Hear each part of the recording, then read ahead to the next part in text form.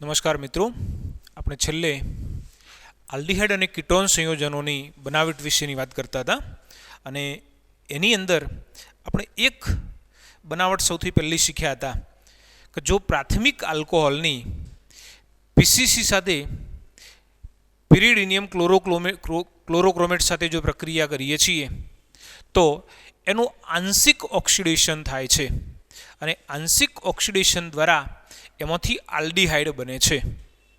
બરાબર, આપણે એક ઉદાહરણ દ્વારા એને સમજવાનો પ્રયત્ન કર્યો.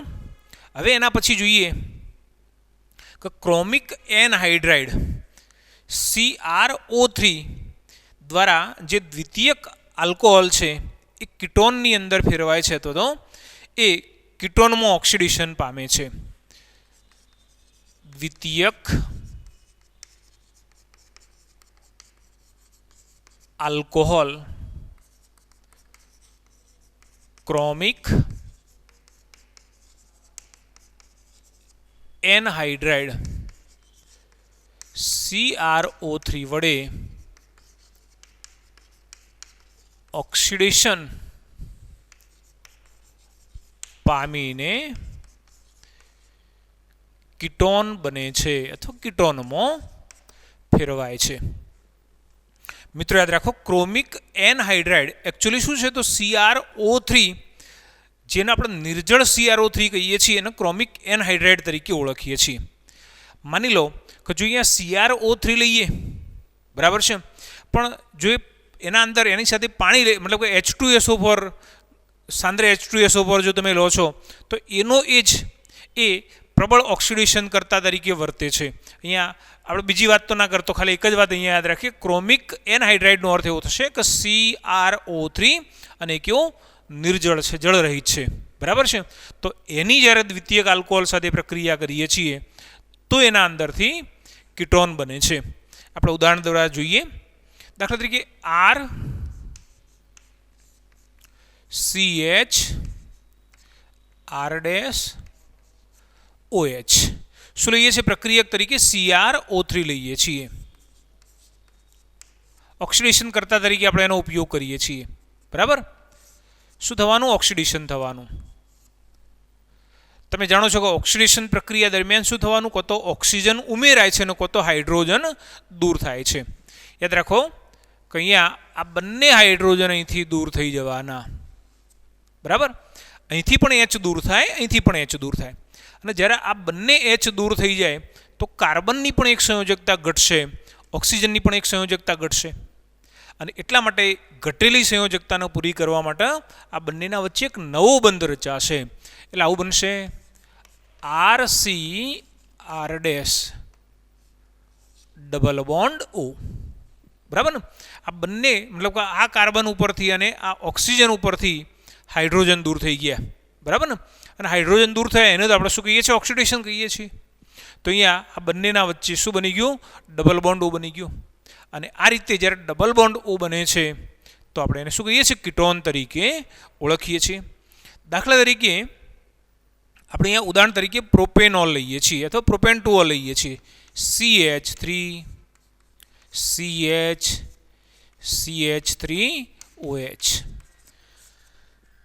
CrO3 ઓક્સિડેશન કરીએ છીએ. બરાબર, ચલો ઓક્સિડેશન કરશો તો શું બનવાનું? અહીંથી H અને અહીંથી H દૂર થઈ જવાના.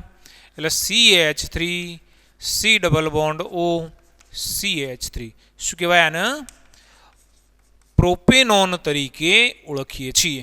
બરાબર ને? અર્થાત જે આલ્કોહોલ હતો એમાંથી શું બને છે? કીટોન બને છે. પણ અહીંયા શરત એ છે કે અહીંયા દ્વિતીયક આલ્કોહોલ હોવો જોઈએ. અને દ્વિતીયક આલ્કોહોલનો અર્થ શું? કે OH જે કાર્બન સાથે જોડાયેલો છે એ કાર્બન બીજા બે કાર્બન સાથે જોડાશે. મતલબ કે આ OH ધરાવતું કાર્બન એ બાકીના બંને કાર્બન સાથે જોડાય અને જ્યારે અહીંયા ડબલ બોન્ડ O બને તો એ શું બની જાય? ઓટોમેટિક કીટોન બની જવાનું. બરાબર, તો આ રીતે આપણે પહેલી પદ્ધતિ આલ્કોહોલ સંયોજનોના ઓક્સિડેશન દ્વારા કેવી રીતે એમાંથી આલ્ડીહાઇડ અને કીટોન બને છે એના વિશેની વાત કરી. ચલો એનાથી આગળ જોઈએ બીજા નંબરની પ્રક્રિયા.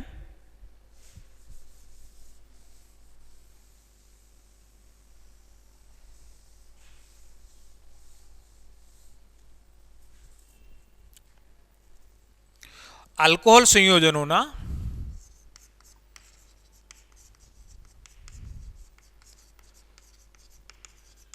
આલ્કોહોલ સંયોજનોના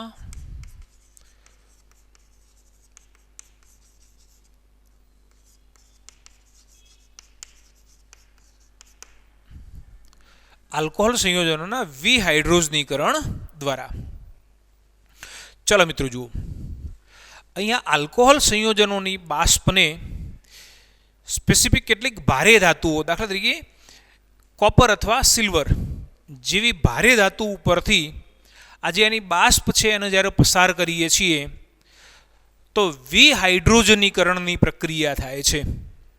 આપણે જેના માટે બીજો એક શબ્દ ડિહાઇડ્રોજિનેશન પણ કહીએ છીએ. ગુજરાતીમાં એને વિહાઇડ્રોજનીકરણ કહીએ, ઇંગ્લિશમાં એને ડિહાઇડ્રોજિનેશન કહીએ છીએ. તમે જાણો છો ડિહાઇડ્રોજિનેશન એટલે H2 દૂર થવો, બરાબર ને, હાઇડ્રોજન દૂર થવો.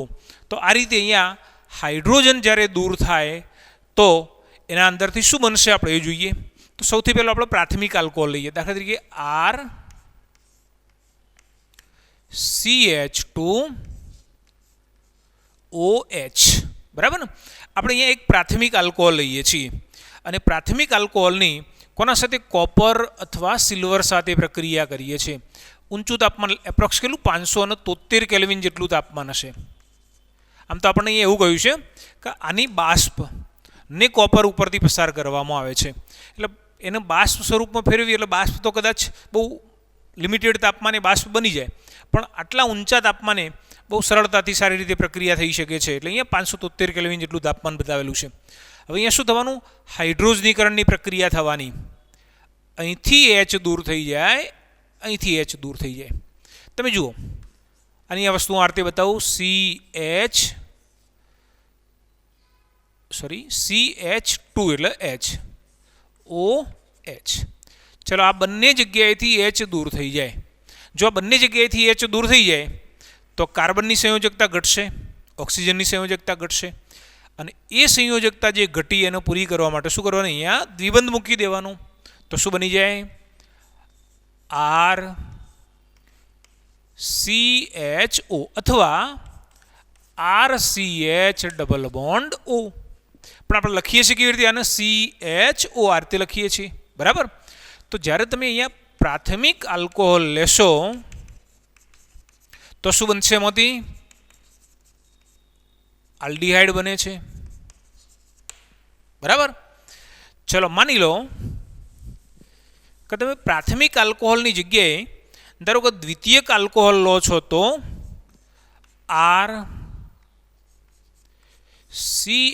RCHOH R ડેશ શું લીધું તમે, દ્વિતીયક આલ્કોહોલ લીધા,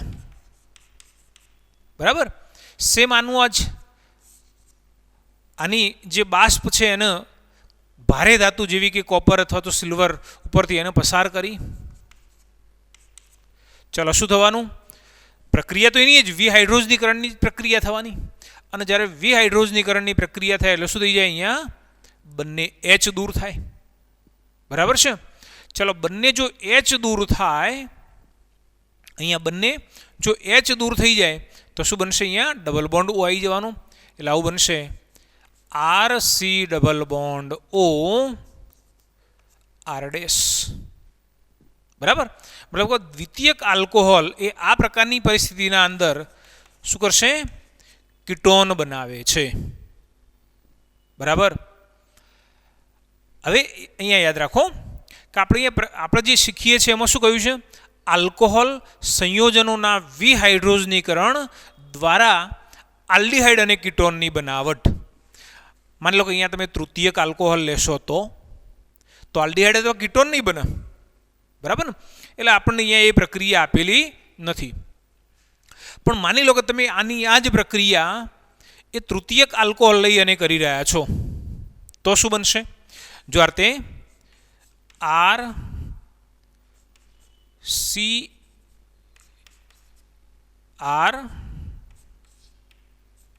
RCHOH R. યાદ રાખો કે અહીંયા આલ્ડીહાઇડ અથવા કીટોન નથી બનતા. આપણે તો અહીંયા જે આપણું ચેપ્ટર છે એ કહ્યું આલ્ડીહાઇડ અને કીટોનનું છે, બરાબર. જ્યારે તમે આ પ્રકારને આ પ્રકારે જે બાષ્પ છે એને કોપર અથવા તો સિલ્વર જેવી ભારે ધાતુ ઉપરથી પસાર કરો છો તો એ વખતે અંતે એના અંદરથી વિહાઇડ્રોજનીકરણ થાય, H2 દૂર થઈ જાય અને આલ્ડીહાઇડ અથવા કીટોન બને.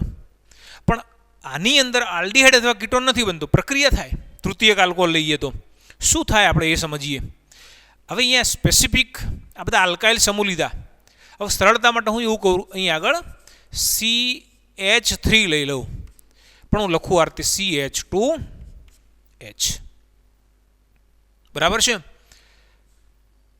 એકચ્યુઅલી મેં CH3 જ લખ્યા. બરાબર છે. કોપર 573 કેલ્વિન તાપમાન. મિત્રો યાદ રાખો કે જ્યારે આપણે આ પરિસ્થિતિમાં પ્રક્રિયા કરીએ તો હવે અહીંયા વિહાઇડ્રોજનીકરણ નથી થતું, ડિહાઇડ્રોજનેશન થાય છે. મતલબ કે અહીંયા આખો પાણીનો અણુ દૂર થઈ જાય છે. અહીંથી OH દૂર થઈ જાય અને અહીંથી H દૂર થઈ જાય. બરાબર. અને જો અહીંથી OH અને H દૂર થઈ જાય તો આ બંને કાર્બનની એક સંયોજકતા ઘટી. શું બનશે? R CR double bond CH2. આનું નામ તો આપણે સ્પેસિફિક લખી નહીં શકીએ કારણ કે અહીંયા કયા કયા સમૂહ છે, પણ અહીંયા બને શું? તો આલ્કીન બનશે. બરાબર છે. યાદ રાખો કે આપણે જે પ્રક્રિયા લખીએ છીએ તો આપણે જે શીખીએ છીએ એમાં આ બે જ પ્રક્રિયાઓ આપેલી છે. કેમ? કારણ કે આપણે આલ્ડીહાઇડ અથવા કીટોન બનાવવાના છે. અહીંયા મેં વધારાનું આ પ્રક્રિયા એટલા માટે બતાવી છે કે આ જ પ્રક્રિયા ધારો કે તૃતીયક આલ્કોહોલ સાથે કરીએ તો પ્રક્રિયા તો થાય જ છે, પણ એમાંથી આલ્ડીહાઇડ અથવા કીટોન નથી બનતું, પણ શું બનશે? આલ્કીન બને છે. બરાબર છે. આ વધારાની પ્રક્રિયા છે, તમે પેમ્પલેટની અંદર આપેલી હોય એના સિવાયની આ વધારાની છે, એટલે એને નોટ કરી લેજો. બરાબર. ચલો એનાથી આગળ જોઈએ.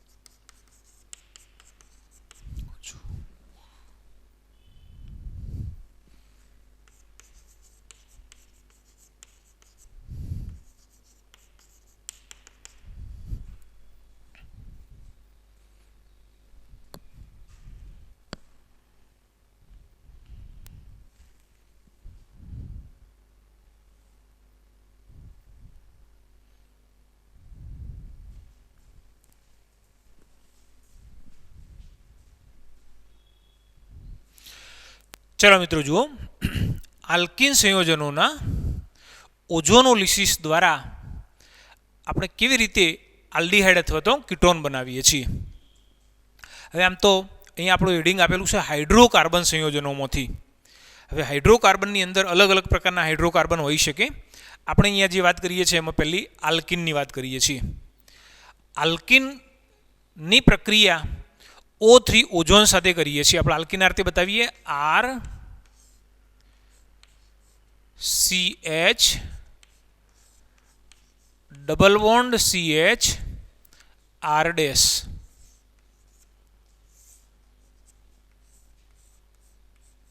O3 ઓઝોન સાથે પ્રક્રિયા કરીએ છીએ. અહીંયા દ્રાવક તરીકે લઈએ છીએ CCl4 અને પ્રક્રિયાનું તાપમાન 196 થી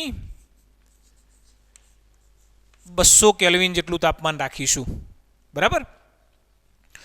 કદાચ હું માનું છું કે આ બધું તમે કહો તો 11માં કહો તો એના પહેલાંનું જે ચેપ્ટર હતું એના અંદર આ બધાનો ઉલ્લેખ થયેલો છે, પણ છતાંય આપણે આની અંદર આપણને ઉલ્લેખ કરેલો છે એટલે આપણે સમજી લઈએ. જો જ્યારે તમે અહીંયા ઓઝોન સાથે પ્રક્રિયા કરશો, ઓઝોનોલિસિસની પ્રક્રિયા કરશો, તો શું થવાનું કે આ જે ડબલ બોન્ડ છે ત્યાં આગળ આ જે ઓઝોન છે એ જોડાશે, પ્રક્રિયા કરશે. કેવી રીતે? તો આ બંને બંધ તોડી નાખશે અને આ બંને કાર્બન સાથે 3 ઓક્સિજન જોડાશે. કેવી રીતે? જો આ રીતે R CH O CH R dash O O. બરાબર. આ પ્રકારે અહીંથી આ બંને બંધ તૂટી જાય અને બંને બંધ તૂટ્યા, બરાબર છે, તો અહીંયા જે બે બંધ અહીંયા ખાલી થયા એ ઓઝોનના અણુ સાથે આ કાર્બન એક ઓક્સિજન સાથે બીજા ઓક્સિજન સાથે બે ઓક્સિજન સાથે બંધ બનાવશે અને સેમ એ જ રીતે આ કાર્બન પણ બે ઓક્સિજન સાથે બંધ બનાવશે. બરાબર. તો અહીંયા આ જે નિપજ આપણને મળી એને ઓઝોનાઇડ નિપજ તરીકે ઓળખીએ છીએ. અને આવી કોઈ પણ ઓઝોનાઇડ નિપજ એ કેવી હશે? અસ્થાયી હશે. બરાબર. ચાલો હવે શું કરવાનું? એની Zn+H2O સાથે પ્રક્રિયા કરીએ છીએ. Zn+H2O સાથે પ્રક્રિયા કરીએ છીએ. મિત્રો યાદ રાખો કે ઝિંક એ ઓક્સિડેશન પામે છે. બરાબર ને? અહીંયા ઝિંક એ શું કરશે? આ ઓક્સિજન સાથે જોડી જવાનું, ZnO બનાવશે. એ સાથે અહીંથી આ બંધ તૂટી જવાનું. મતલબ કે અહીંથી જ્યારે આ બંધ તૂટશે એ સાથે અહીંથી આ બંધ પણ તૂટવાનું. આ જે ઓક્સિજન હતો એ ઝિંક સાથે દૂર થઈ જવાનું. બરાબર. તો હવે અહીંયા શું થાય તમે એ જુઓ કે જ્યારે અહીંથી આ બંધ તૂટે, અહીંથી આ બંધ તૂટે, તો આ કાર્બનની એક સંયોજકતા ઘટી અને આ ઓક્સિજનની પણ એક સંયોજકતા ઘટી. એટલે આપણને આ પ્રમાણે નિપજ મળશે RCH, હું આ રીતે અલગથી લખું, CH ડબલ બોન્ડ O. બરાબર. Plus HC double bond O R dash. શું બન્યું? આ આલ્ડીહાઇડ. શું બન્યું? આ પણ આલ્ડીહાઇડ. બરાબર છે. મતલબ કે અહીંયા બંને આલ્ડીહાઇડ એ નિપજ તરીકે મળી છે. બરાબર. મિત્રો યાદ રાખો કે અહીંયા જરૂર નથી કે બંને આલ્ડીહાઇડ જ મળશે. જો અહીંયા એવું બતાવવામાં આવેલું જ છે કે જ્યારે તમે આવા આલ્કિન સંયોજનોનું ઓઝોનોલિસિસ કરો છો ત્યારે પહેલાં ઓઝોનોલિસિસ કરીશું એટલે શું બનવાનું? ઓઝોનાઇડ અસ્થાયી નિપજ બનશે જેનું ઝિંક H2O સાથે પ્રક્રિયા કરીએ છીએ. બરાબર છે. તો એ પ્રક્રિયાના અંતે એમાંથી આલ્ડીહાઇડ અથવા કીટોન, મતલબ કે બંને કો તો આલ્ડીહાઇડ મળે, કો તો બંને કીટોન મળે, કો તો આલ્ડીહાઇડ અને કીટોન એ આપણને નિપજ તરીકે પ્રાપ્ત થાય છે. આપણે સેમ આ જ રીતે દાખલા તરીકે બીજું ઉદાહરણ લઈએ. જો અહીંયા કીટોન મળે એ પ્રકારનું ઉદાહરણ લઈએ છીએ. R C R double bond C R dash R dash. મતલબ કે અહીંયા બે આલ્કાઇલ સમૂહ છે, અહીંયા પણ બે આલ્કાઇલ સમૂહ છે. બરાબર. જરૂર નથી કે બધા એક જ જેવા હોય કે બધા જુદા જુદા હોય. ચારે ચાર એક જ જેવા હોઈ શકે, અલગ અલગ હોઈ શકે. આ બે સરખા આ બે સરખા એવું હોઈ શકે. બરાબર છે. ચાલો આપણે અહીંયા ઓઝોનોલિસિસની પ્રક્રિયા કરીએ છીએ. CCl4. યાદ રાખો કે આ દ્રાવક છે. 196 થી 200 કેલ્વિન તાપમાન. બરાબર. તો સૌથી પહેલું શું બનશે? જો આ રીતે R C R O C R dash R dash O O.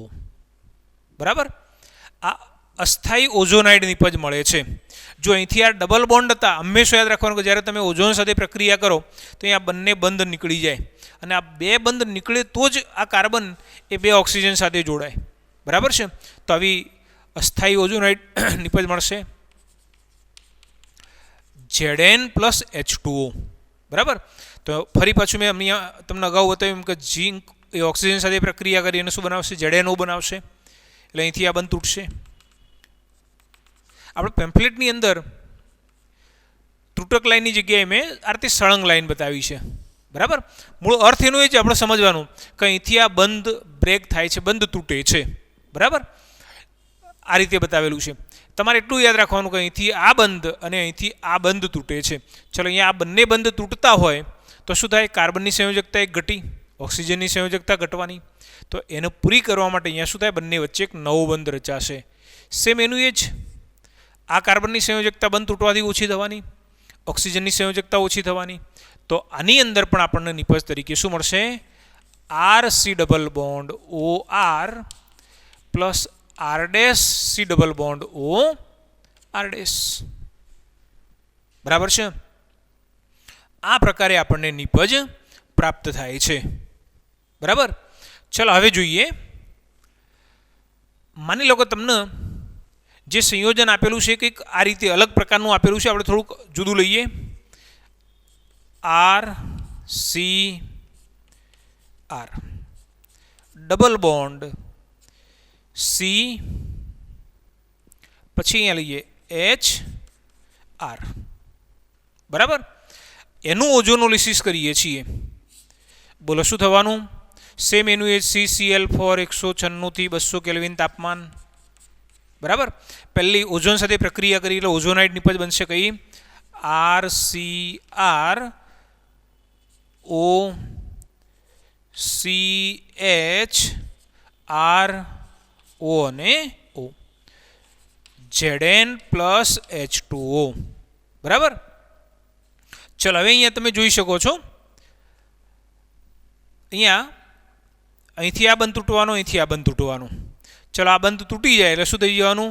કે આ કાર્બનની સંયોજકતા ઘટશે, ઓક્સિજનની સંયોજકતા ઘટશે એટલે આવું બનશે RC ડબલ બોન્ડ OR. બરાબર છે? ચલો અહીંથી આ બંધ તૂટ્યો, આ બંધ તૂટ્યો એટલે અહીંયા દ્વિબંધ બની જવાનો. તો શું બનશે? HC double bond OR. મતલબ કે આની અંદર શું બન્યું? તો એક કીટોન બન્યો અને એક આલ્ડીહાઇડ બન્યો. બરાબર છે?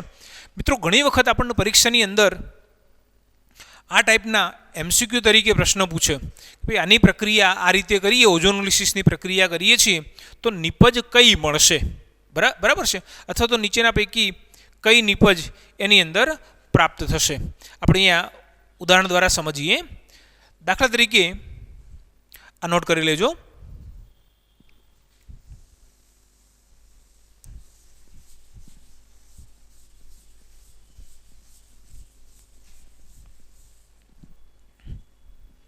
તમને આવું સંયોજન આપેલું છે. સાયક્લોહેક્ઝિન. બરાબર.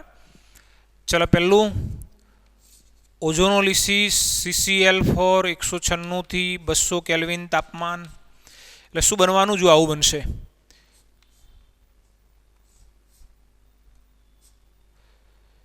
અહીં આગળ કાર્બન છે. બરાબર. હવે અહીં આગળ આપણે એમ બતાવીએ ઓક્સિજન જ્વારતે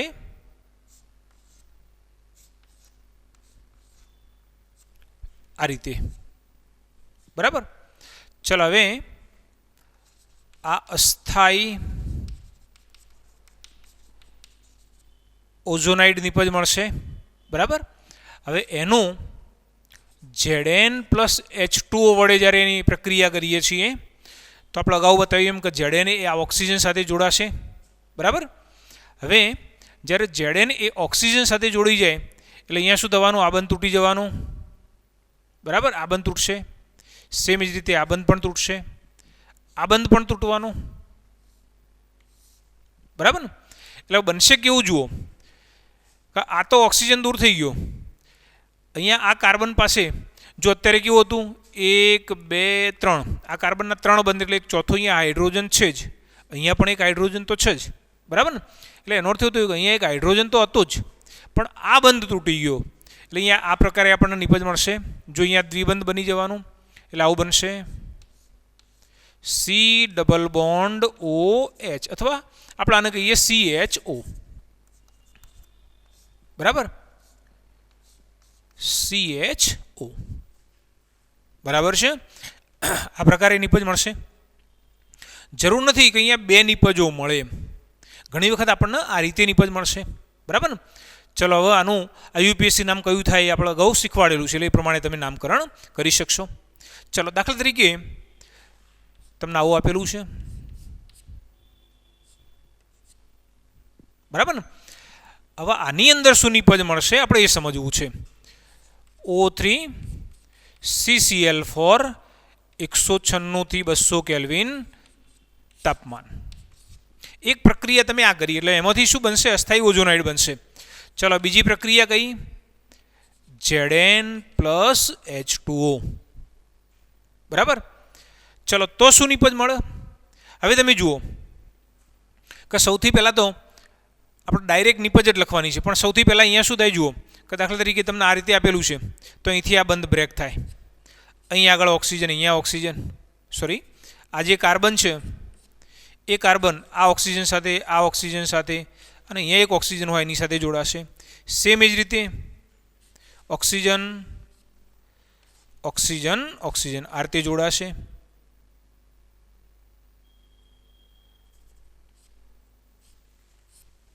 બરાબર ને?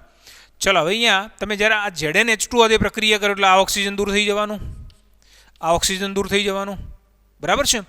ચલો અહીંથી આ બંધ તૂટી જવાનું, અહીંથી આ બંધ તૂટી જવાનું. સેમ એ જ રીતે અહીંથી આ બંધ તૂટવાનું, અહીંથી આ જે બંધ છે એ પણ તૂટી જવાનું.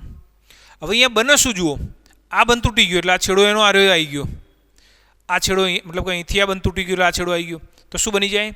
સી, અહીંયા ડબલ બોન્ડ આવશે, અહીંયા H છે એટલે CHO, CH2, CHO આ રીતે CHO, CH2, CHO અથવા તમે આ રીતે પણ લખી શકો CHO.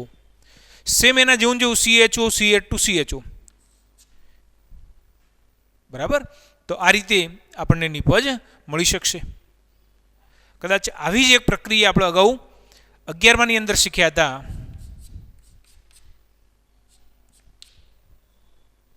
બરાબર ને? ચલો સેમ આની આ જ પ્રક્રિયા જ્યારે આપણે કરીએ છીએ તો શું બને? જો અહીં આગળ આપણે અહીંયા બતાવ્યું એમ કે અહીંયા ઓઝોન, અહીં આગળ આ બંને કાર્બન ઉપર એક ઓઝોનનું અણુ જોડાય, અહીંયા જોડાય, અહીંયા જોડાય. હવે બ્રેક કયું થવાનું? તો જુઓ અહીંથી આ બ્રેક થઈ જવાનું, અહીંથી આ બ્રેક થવાનું, અહીંથી આ બ્રેક થવાનું. તો અહીંયા આગળ શું આવી જાય? CHO, અહીંયા પણ શું આવશે? CHO. તો આપણને નિપજ કેવી મળશે? CHO, CHO. એક, બરાબર ને? મતલબ એક CHO, CHO, બીજો CHO, CHO અને ત્રીજો CHO છે. 3 CHO મળે છે. આપણે આને શું કહીએ છીએ? યાદ કરો, ગ્લાયોક્ઝલ તરીકે ઓળખીએ છીએ. બરાબર ને? બેન્ઝીનનું ઓઝોનોલિસિસ કરી અને ZnH2O સાથે પ્રક્રિયા કરીએ તો 3 મોલ ગ્લાયોક્ઝલ મળે છે. શેના માટે આપણે આવું શીખ્યા હતા? આપણે એવું બતાવતા હતા કે આ પ્રક્રિયા દર્શાવે છે કે બેન્ઝીનની અંદર 3 દ્વિબંધ એકાંતરે આવેલા હોય છે. બરાબર. તો આપણે અહીંયા આલ્કિન સંયોજનોના ઓઝોનોલિસિસ માટેની જુદી જુદી પ્રક્રિયાઓ તમને બતાવી છે. હવે આગળ જોઈએ આલ્કાઇન સંયોજનો.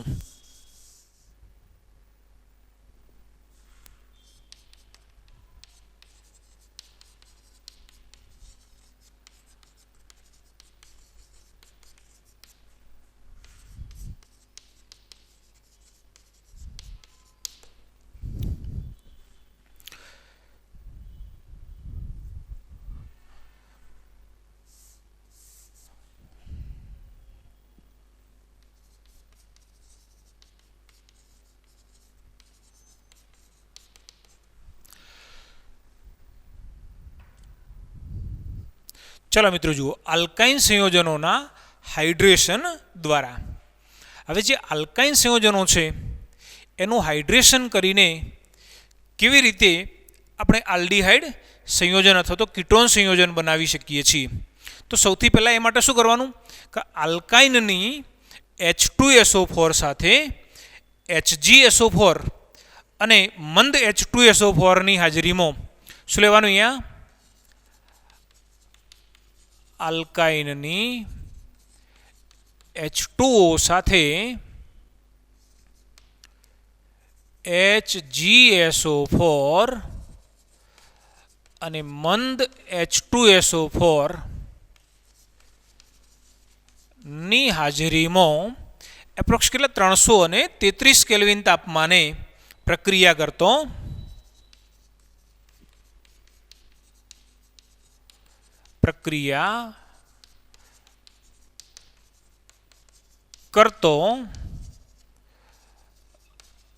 આલ્ડીહાઇડ એ નિપજ તરીકે મળે છે. બરાબર. જોઈએ આપણે પ્રક્રિયા એટલે તમને ખ્યાલ આવશે. CH ટ્રિપલ બોન્ડ CH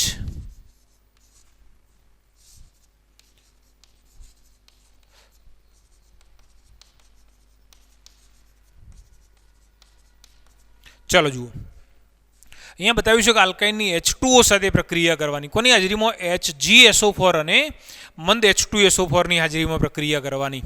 બરાબર. જો હવે તમે જ્યારે પ્રક્રિયા કરશો તો શું થવાનું? H2O એકચ્યુઅલી H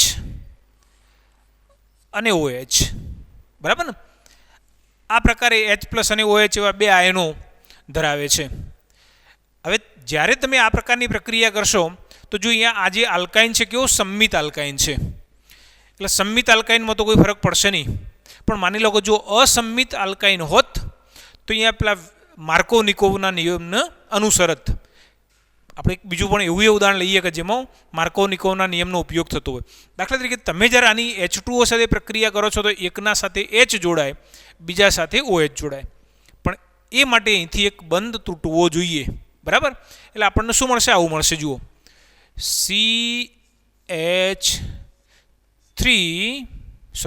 CH2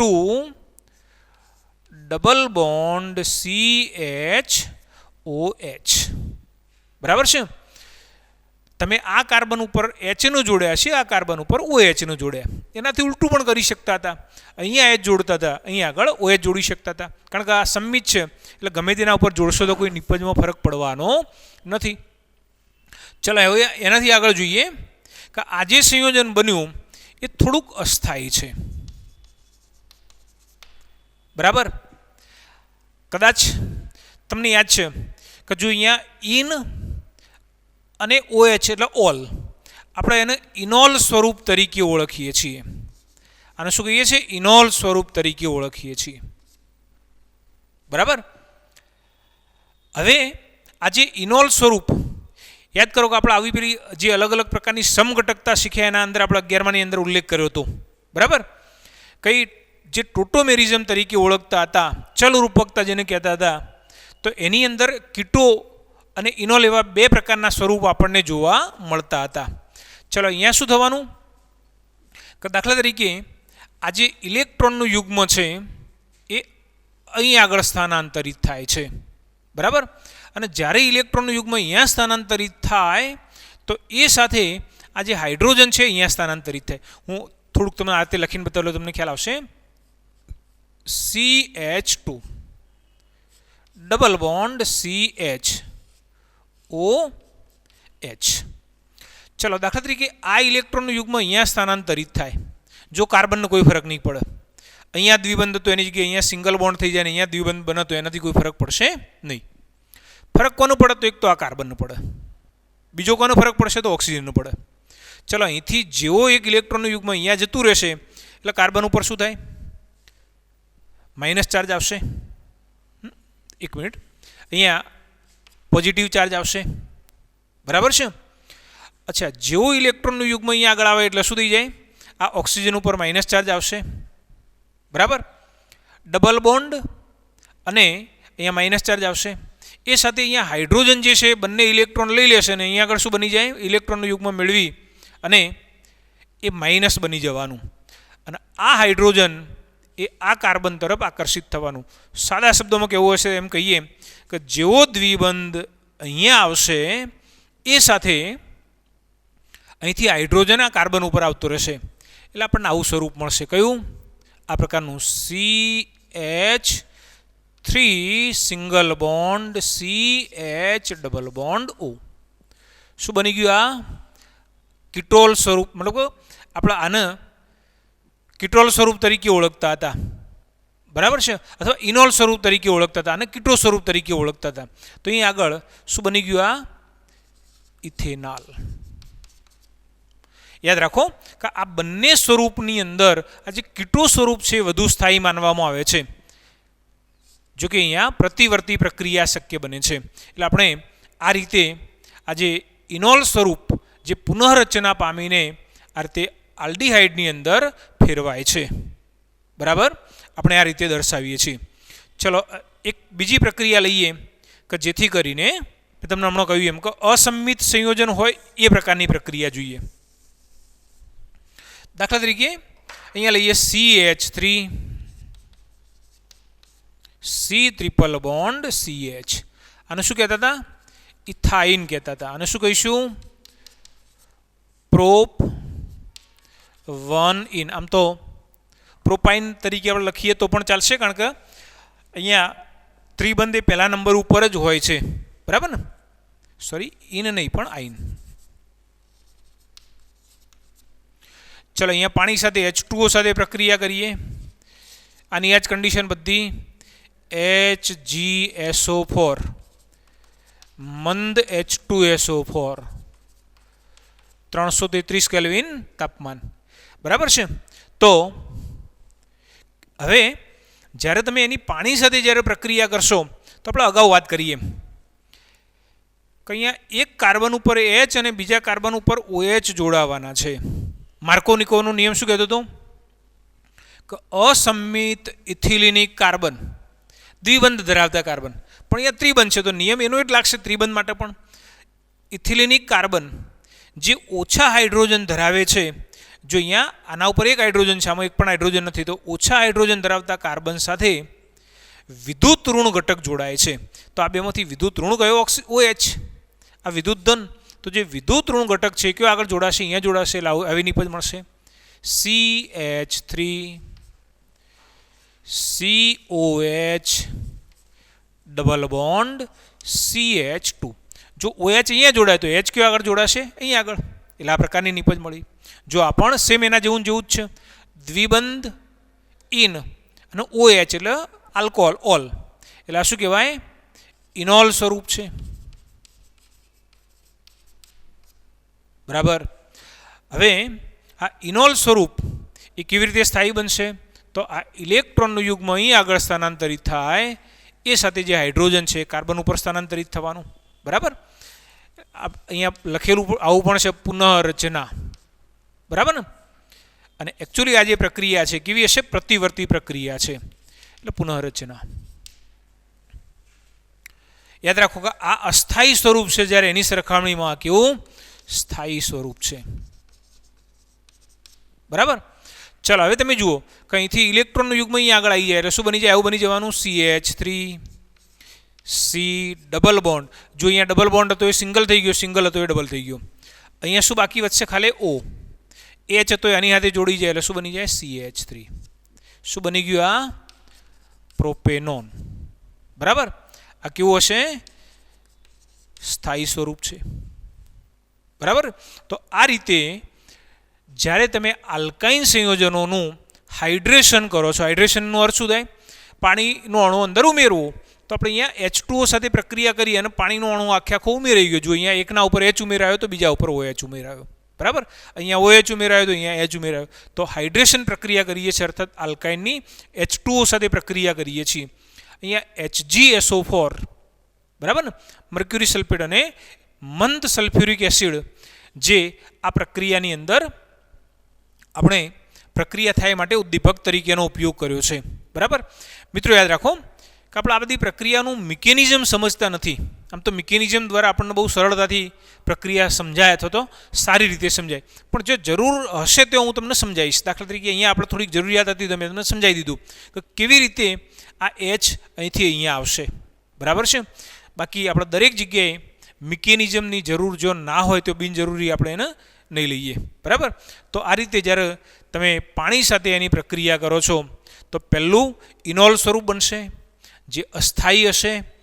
અને ટોટોમેરિઝમ જે સમઘટકતા આપણે શીખ્યા હતા એની અંદર આપણે બતાવ્યું હતું કે કોઈ પણ જે સંયોજન છે એ આ રીતે આવા બે સ્વરૂપે અસ્તિત્વ ધરાવે છે, જે પૈકીનું આ અસ્થાયી, જ્યારે આ સ્થાયી સ્વરૂપ છે, આવા જે કીટો સ્વરૂપ છે એવા કીટો સ્વરૂપની અંદર ફેરવાશે. નોટ કરી લેજો. આપણે આવતી વખત એના પછીનો જે ટોપિક છે એની ચર્ચા કરીશું, આલ્ડીહાઇડ અને આલ્ડીહાઇડ સંયોજનોની બનાવટ, બરાબર.